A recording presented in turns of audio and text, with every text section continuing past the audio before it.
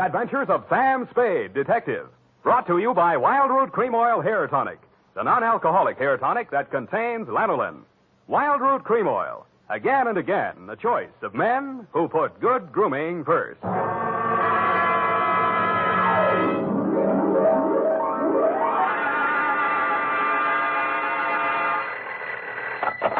Spade Detective Agency. Sam, sweetheart.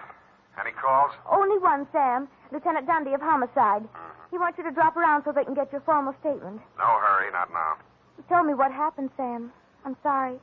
Yeah, so am I. I guess he was one of your oldest friends, wasn't he? You don't make any friends in this business, Evie. You can write that in your book now, and I'll give you the rest of it when I get there. You sound tired, Sam. Wouldn't you rather just, What, baby? well, go home and, just put it off until tomorrow? Yeah, maybe I... No. No, I'll get it off my chest tonight. Stay there, Effie. I'll come on down and dictate my report on the Dick Foley caper.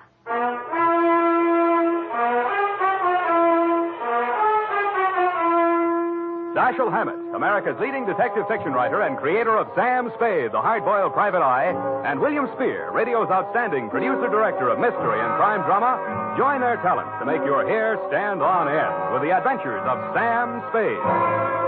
Presented by the makers of Wild Root Cream Oil for the hair. No two ways about it, folks. Hair that's well-groomed can make all the difference in the world to a person's overall appearance. That's why so many men, women, boys, and girls are turning to the famous non-alcoholic hair tonic with lanolin, Wild Root Cream Oil. Wild Root Cream Oil grooms your hair neatly and naturally, relieves dryness, removes loose dandruff. If you haven't tried it before, you'll want to get Wild Root Cream Oil in a new 25-cent get-acquainted size. Yes, get Wild Root Cream Oil. Again and again, the choice of men and women and children, too. And now, with Howard Duff starring as Spade, Wild Root brings to the air the greatest private detective of them all in the adventures of Sam Spade.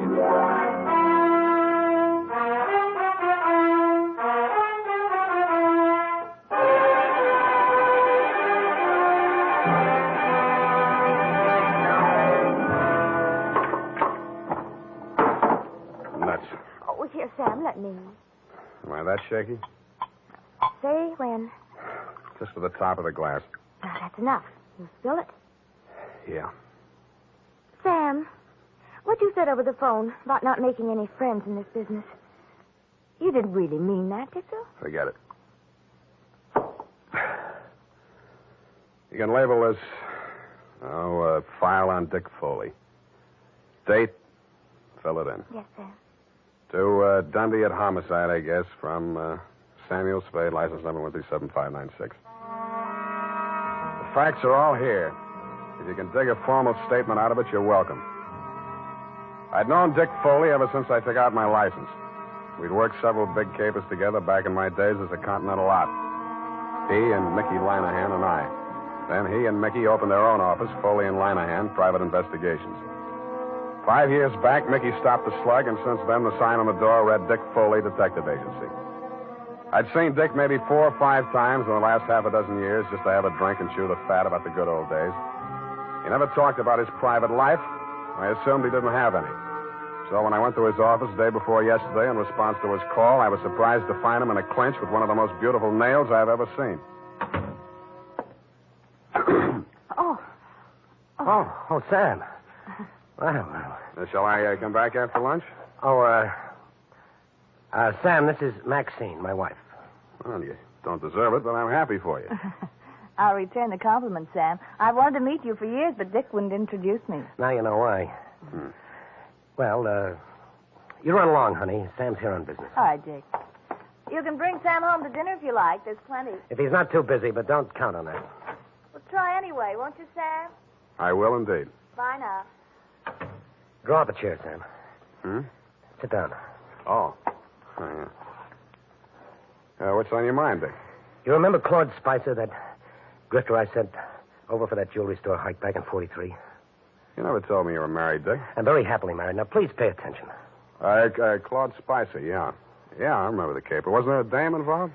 Well, Spicer had a girlfriend, but the cops gave her a good bill of health. Spicer went up for a 5-year stretch. They spun him last month. Whatever happened to that dame? Now, look, about Spicer. He gunning for you? You hit it. How scared of him are you? Well, enough to ask you for help, Sam. What's eating him? Just revenge? Sam, I wouldn't tell this to anybody but you. But all the facts of that caper didn't come out at that time. I thought of it. How come? Well, I couldn't have stayed in business in San Francisco if it had been generally known that my partner was the inside man on a jewelry store heist. Mickey? Yeah, Mickey Linehan. You and I are both great at choosing partners, Sam. They both deserved what they got. Only one difference. I sent up the killer that plugged my partner. Some people thought the way you gave evidence at Spicer's murder trial wasn't so hot. Well, he was alibied, Sam. In fact, the robbery was his alibi for the murder. I don't know how he managed it. I've been trying for 5 years to figure it out. Spicer's afraid I might succeed someday. That's why he's out to get me. What's he waiting for? Oh, I don't know. He won't do it simple. He'll have a fancy plan like the other time. He's tricky. Where's he staying? At the Belvedere. Here's his mug. I kept a plant in the building for a couple of days, but he stayed holed up in his room. I think he spotted me. Okay, Dick, I'll give it a buzz. Now, wait a minute, Sam. Yeah? I'm not asking you to do this for love. Standard fee, 25 in whiskey money. Okay? Forget it. This one's on me.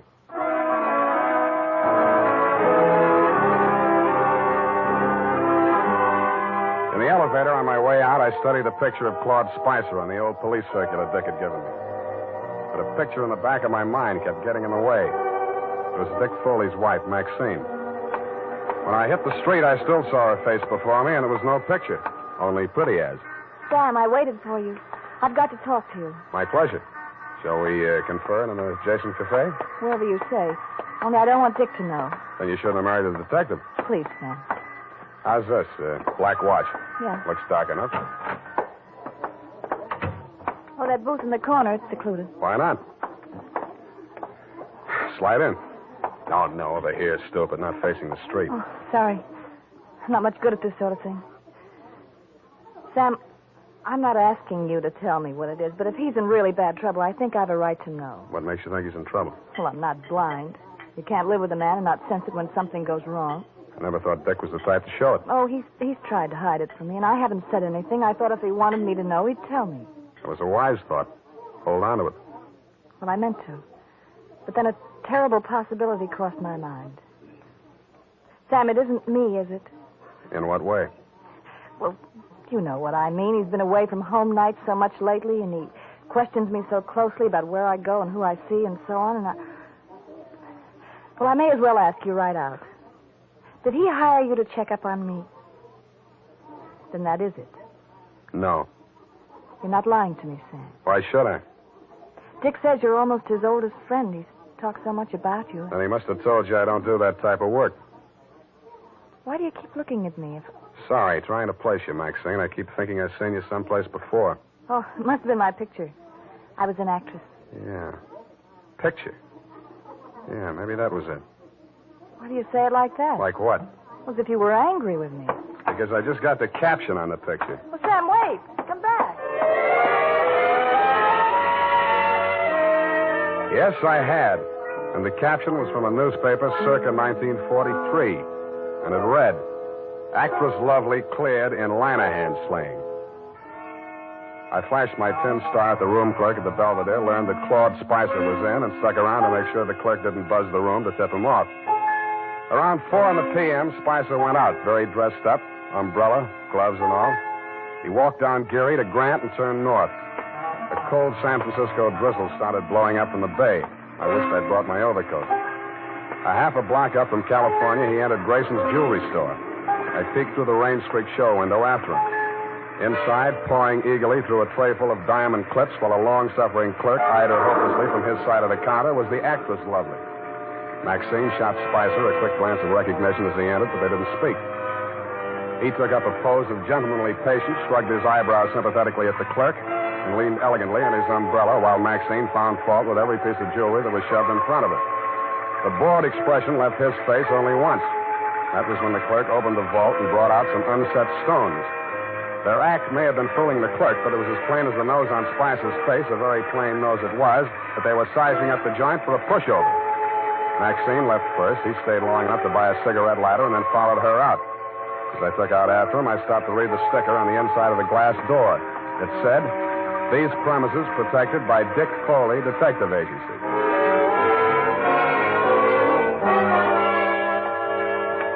Maxine was waiting for him at the corner. I grabbed up a Chinese newspaper and used it to listen behind. But I needn't have bothered. They didn't seem to care. Well, are you happy? Ought to be about $1 million. Why are you so disagreeable? You ought to be feeling good. Feeling good. 5-year stretch, I come out to find my girl married to the joker that sent me up. You didn't think it was such a bad idea at the time. Well, I do now. Well, after tonight, we'll go east, you and me together, baby. He'll catch up with us wherever we go. Oh, you should live so long. How do you mean that? Just like it sounds, baby. Bye. Oh, don't leave. I'm going to get some sleep. I'll need a clear head. Claude, I don't want to be alone. Oh. Not even tonight? I don't want to be alone. See you later, honey. Bye-bye. He went straight back to the Belvedere, no stops. Picked up his key at the desk, no messages, took the elevator to the 8th floor. Let himself into room 809, hung out the Do Not Disturb sign, closed and locked the door behind him. I kept a plan on it till around midnight. Then I lifted the Do Not Disturb card from the doorknob and wedged it into the crack of the door. It was a crafty move, and I had just finished doing it craftily when the door opened again in my face. Huh? Who are you? What are you doing here? Nothing, sir. I'm making a survey. What? I'm from the Trotter Pole. It's like the Gallup poll, but we're not in so much of a hurry. Yeah? Just kindly answer this question. As a Democrat, do you believe... Do we, huh? I picked up the Do Not Disturb card and wedged it back into the crack of his door. As any house dick knows, except, of course, Tiny Stover, the night peeper at the Belvedere, if anybody opens the door like that, the card will fall out, and somebody will always hang it on the knob. Another thing Tiny doesn't know is never to draw to an inside straight. We played 9 different kinds of poker until 5 a.m. when I thought I'd go up and have another look. All was quiet on the 8th floor. From the elevator bank, I could see room 809. The morning paper was shoved under his door, and my Do Not Disturb sign was apparently where I had planted it. I tiptoed up to make sure. Huh? Who are you? What do you want? Me? The paper boy, sir. Your morning paper. You get around. Well. Good news in the paper, sir? Interesting. Jewelry store heist up on Grant Avenue. Oh, yes, sir. Our paper only covers... What? I grabbed the paper from under 805. It was the headline I could have expected if Spicer had left his room without my knowing it. Grayson's Jewelry Store, the shop he and Maxine had cased that afternoon, had been taken for an estimated $1 million in uncut gems. But Spicer's door hadn't been opened, and there was no other exit. I sat down and thought. And what I thought of was that sticker on the front door of Grayson's said, "These premises protected by Dick Foley Detective Agency."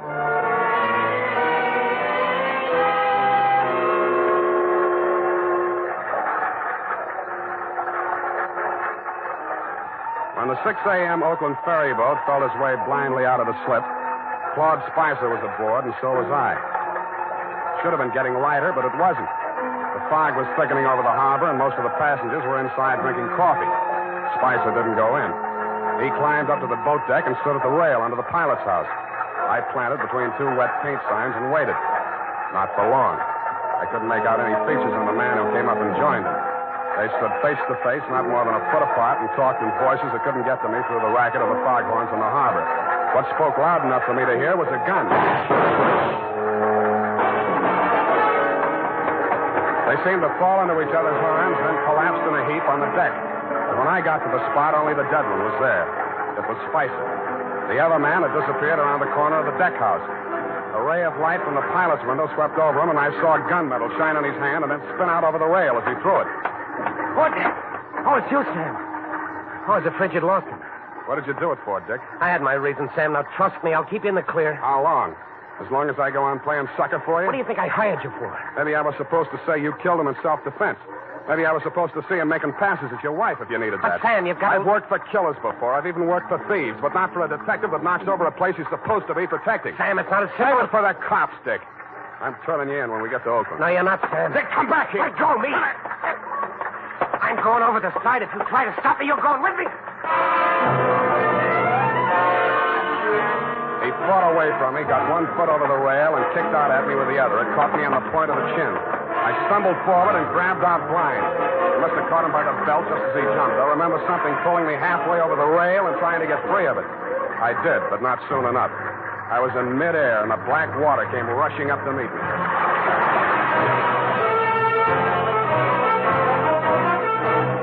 The makers of Wild Root Cream Oil are presenting the weekly Sunday adventure of Dashiell Hammett's famous private detective, Sam Spade.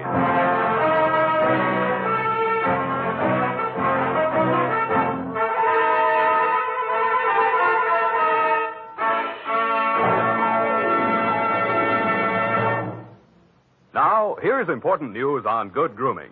If you want the well-groomed look that helps you get ahead socially and on the job, listen.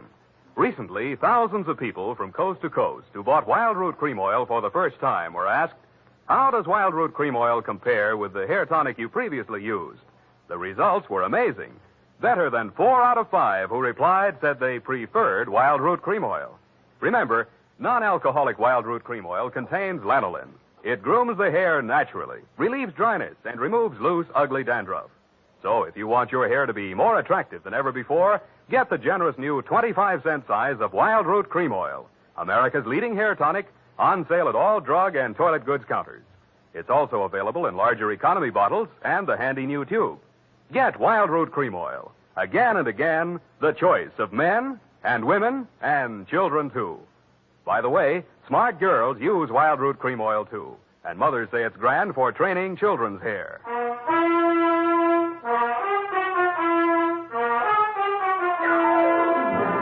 And now, back to the Dick Foley caper. Tonight's adventure with Sam Spade. I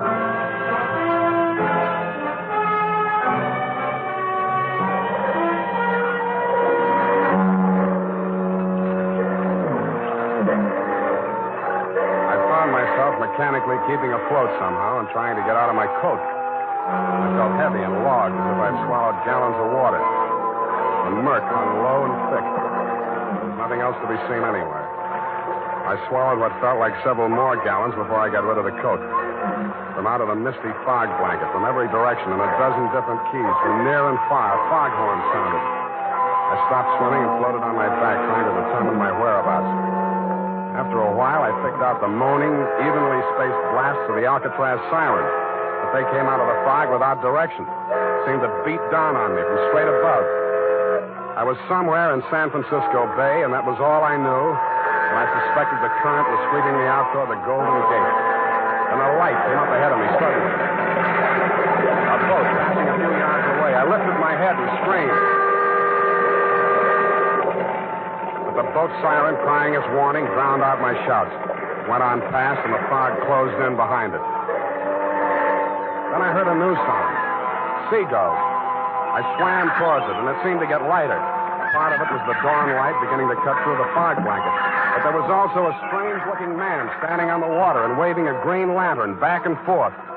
I yelled at him to wait for me, and a seagull got off his hat and flew away. When I got closer, I saw that it was not a man, but only a buoy, channel type. I used all the strength I had left to drag myself up on the base of it and let it rock me to sleep.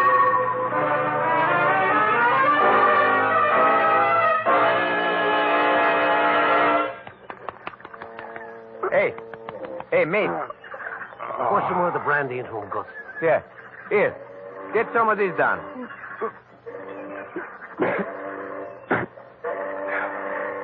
Where are we? It ain't heaven. You can tell that by the smell. Oh, Fisherman's Wharf. Yeah, take it easy. We got ambulance coming. You going to the hospital? No, I'll be okay. Hey, give me a hand. Yeah, okay.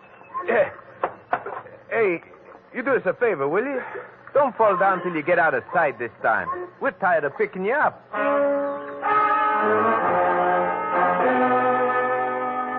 I thanked the two kindly old fisher folk for their interest in my welfare, totted up the pier, fell into a taxi, and went home. While I soaked out some of my aches and pains and chills, I did some stewing about the caper so far and stewed up enough anger to carry me through to the finish. I checked the Coast Guard for news of Dick Foley. They told me his body hadn't been recovered yet. I got dressed and went over to his office. The cops hadn't been there. I went through the file cabinet. And what I found under Foley Private had me so interested that I didn't hear Maxine come in until she closed the door. What are you looking for? You, baby. I'm for you. Sam. Come here. Oh, Sam. Nice, huh? Now, don't be mad, Maxine. A gun makes a woman bulge in the wrong place. It's not my gun. We'll see.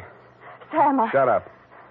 Now, starting with the rap Spicer went up for, the same pattern. The way you worked this one tells me how you worked it the first time. You get something on a private detective. The first time, 5 years ago, it was Dick's partner, Mickey Lanahan. I don't know what Spicer had on him, but I do know he forced Dick to knock over Grayson's jewelry store last night. I won't listen to you. Okay, I'll talk to myself. I'm not saying you killed Mickey Lanahan, but Dick did frame an alibi for you, didn't he? Didn't he? Oh, you're hurting me. Good. Try spending a night swimming around in circles in the middle of the harbor sometime. See how you like that. All right, it's true. Dick did help me out of that old jam. I'm not ashamed of it. I'm proud our love was that important to him. No, Spicer. That same old double-cross. Only this time, I'm standing where Dick did 5 years ago. Dick was set up as a patsy the same way Mickey Lanahan was, but he got smart and pulled the trigger first. Stop it. Stop it. Where did that hurt? You fool. I loved Dick. Yeah. I loved him. That's something you can't understand. But it happens that way, no matter what people are. You sound as if you really mean that. But you're a little late, aren't you?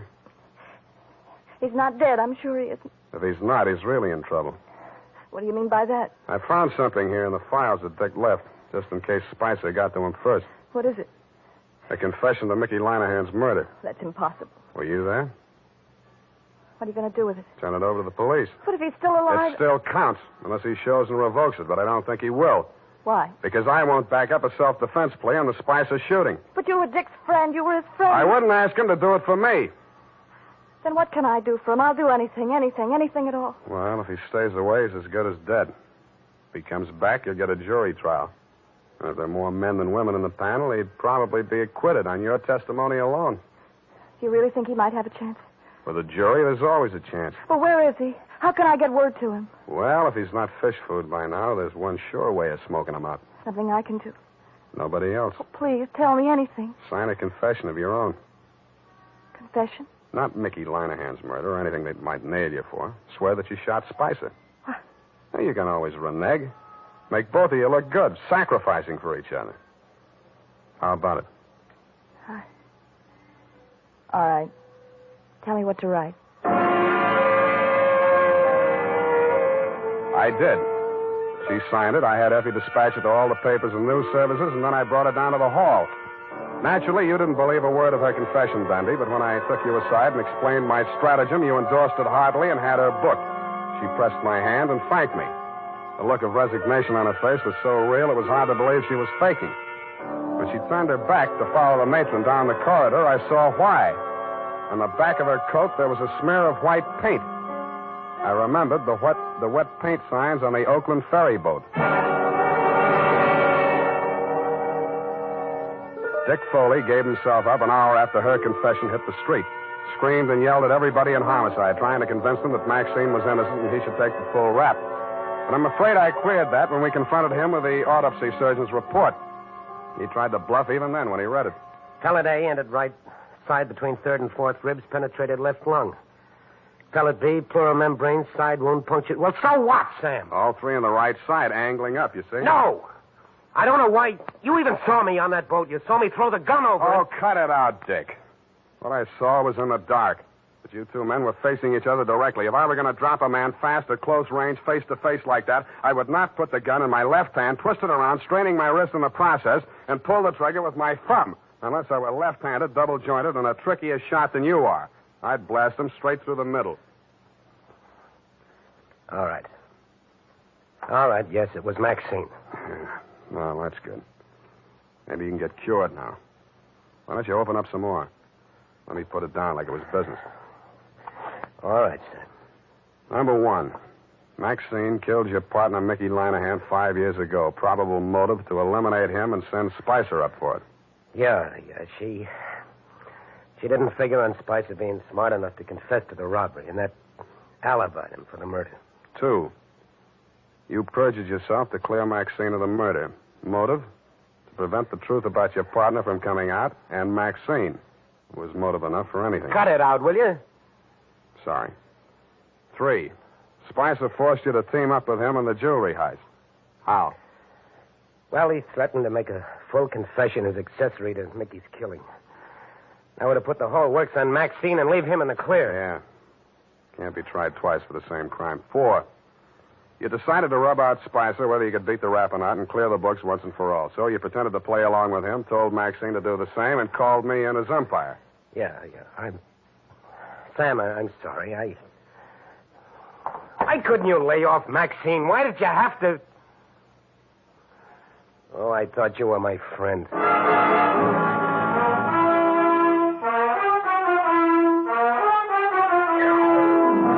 And that's about it.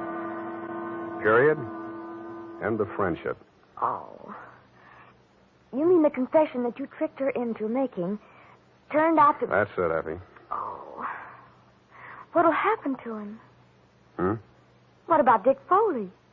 Dick? Oh, they got him on a number of things, I suppose. May take some time out of him.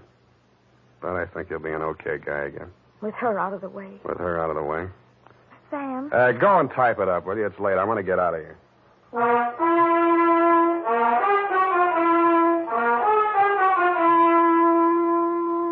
And now, listen to this. When it comes to hair tonics, the best friend of the family is Wild Root Cream Oil. Wild Root Cream Oil grooms the hair neatly and naturally, relieves dryness, removes loose dandruff. Now, you can get America's leading hair tonic in the new 25-cent Get Acquainted size. Also, ask your barber for a professional application of Wild Root Cream Oil Hair Tonic. Again and again, the choice of men and women and children, too. Well, here it is, Sam.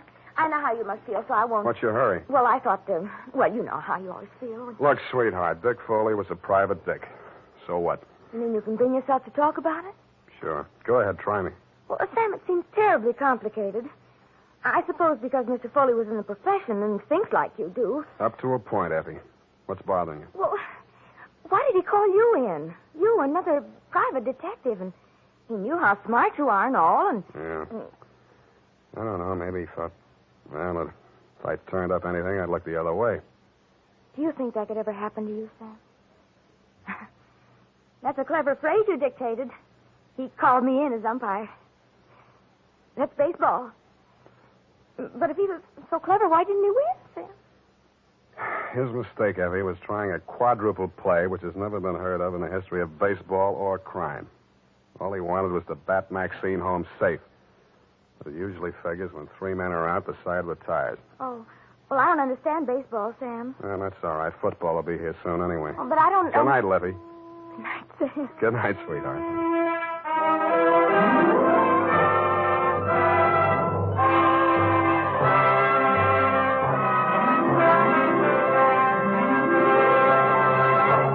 The Adventures of Sam Spade, Dashiell Hammett's famous private detective, are produced and directed by William Spear. Sam Spade is played by Howard Duff. Lorene Tuttle is Effie. The Adventures of Sam Spade are written for radio by Bob Tallman and Gil Dowd. Musical direction by Lud Gluskin, with score composed by Renee Garrigang. Join us again next Sunday when author Dashiell Hammett and producer William Spear join forces for another adventure with Sam Spade. Brought to you by Wild Root Cream Oil. Again and again, the choice of men who put good grooming first. This is Dick Joy reminding you to... Get Wild Root Cream Oil, Charlie. It keeps your hair in trim. You see it's not alcoholic, Charlie. It's made with soothing lanolin. You better get Wild Root Cream Oil, Charlie. Start using it today. You'll find that you will have a tough time, Charlie. Keeping all the gals away. Hiya, Baldy. Get Wild Root right away. This is CBS, the Columbia Broadcasting System.